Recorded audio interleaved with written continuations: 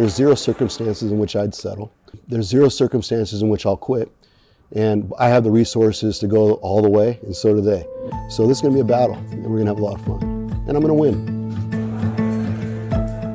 As an Indian person, to think about the impacts that either one of these cases would have into our communities is devastating. My name's Eric Person. I'm the owner of Maverick Gaming, which owns 31 casinos across Washington, Nevada, and Colorado. You know, I grew up in Washington State, in a city called Hoquiam, Washington. It was a very small town, very poor. I spent my first 18 years of my life here before I went off to college. Eventually went to Georgetown Law. Gaming is all I've ever wanted to do. In fact, it's really the only jobs I've ever had. I ultimately formed Maverick Gaming, which is named after my son. So Maverick Gaming owns 23 card rooms in the state of Washington. We have around half the card rooms in the whole state. Neighborhood card rooms typically employ somewhere between 75 and 150 people. They're based in a lot of residential areas or small commercial business areas. What they are is a neighborhood Cheers bar. In the state of Washington, the card rooms are capped at 15 tables per property. So that's why these properties end up being much smaller. And because of tribal compacts, you know, they don't have slot machines in the state of Washington, whereas we would in Nevada and Colorado. That's the main differences. New Jersey sued, and sports betting became legal, not just in a couple states, but throughout this country, should the governors elect to allow it. And so eventually, through the legislature, the state of Washington elected to allow sports betting. And unfortunately, they did to the exclusion of commercial gaming interests and allowed a monopoly of the tribal properties. The powers that be in the legislature said, no, we're going to give that exclusively to the tribes. They have a lot of clout in our legislature, and they were able to stop that bill from moving forward. They probably have 95% or more of the gaming in our state.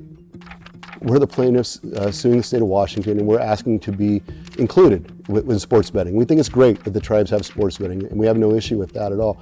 We just know that our businesses are not thriving. There used to be over 100 card rooms in the state of Washington. Now there's less than 45. And every time you give a right to a competitor in some ways, you exclude the person who is trying to compete. And so what that means is on a Saturday or a Sunday when football is going, one less reason to be in a card room, one more reason to be in a tribal facility. And we don't think that's fair. We're at the Ninth Circuit, and someone's going to win and someone's going to lose, and whoever loses is going to appeal. And ultimately, I think we're going to get standing in the Supreme Court because we're going to create a split in decisions across the various circuit courts. And we believe when we get to the Supreme Court, we're going to win. My name is Rebecca George. I am a member of the Port Gamble-S'Klallam tribe and come from the Suquamish people.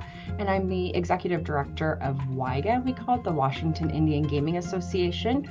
In Washington, we have really focused gambling dollars to benefit the people of Washington, and primarily have only authorized gambling under the terms of government gaming. 100% of the proceeds from the gambling activity, both at the state lottery and for the tribal gaming, go to fund essential government services.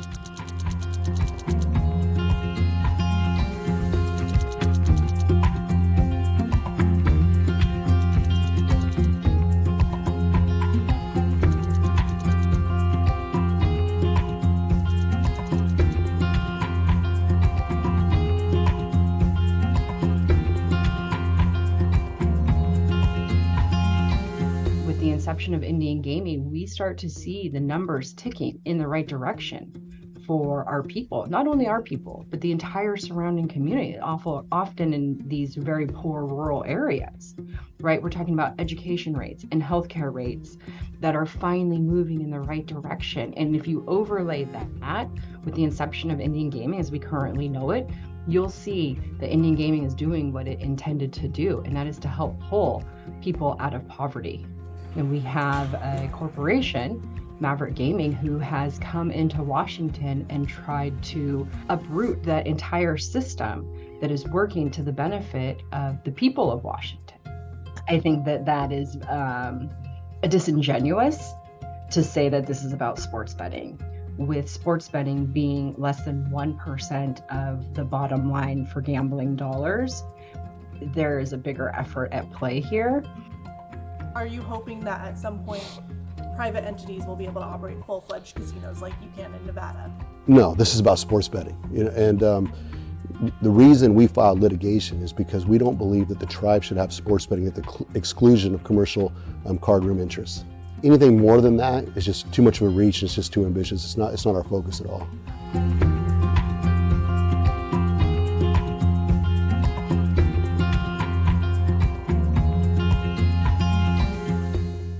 Even his own tribe has come out against what he is doing, talking about then the implications that they would have in Shoalwater Bay. Well, I'm a member of the Shoalwater Bay tribe, and so I think that's more theatrics that's being done. It's not random, and it certainly wasn't just something that happened. It's not awkward for me, it should be awkward for them. They're the ones that should be embarrassed.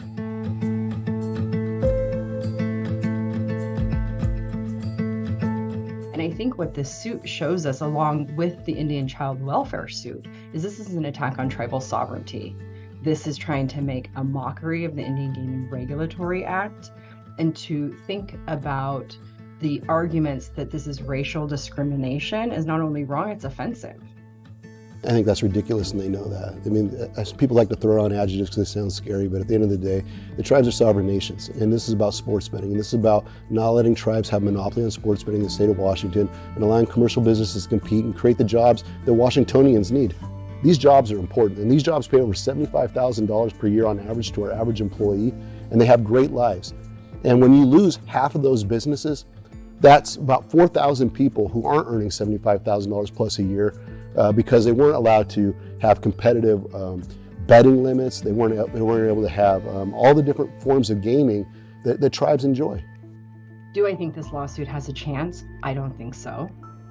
Do I think that they will appeal it all the way to the Supreme Court and that we will spend a lot of money fighting it? Yes. And to think about the amount of money that's going into having to defend this position is sickening, right? Knowing where that money could be going to education and healthcare and saving salmon and all of the things that tribal governments really care about, I think it's unfortunate.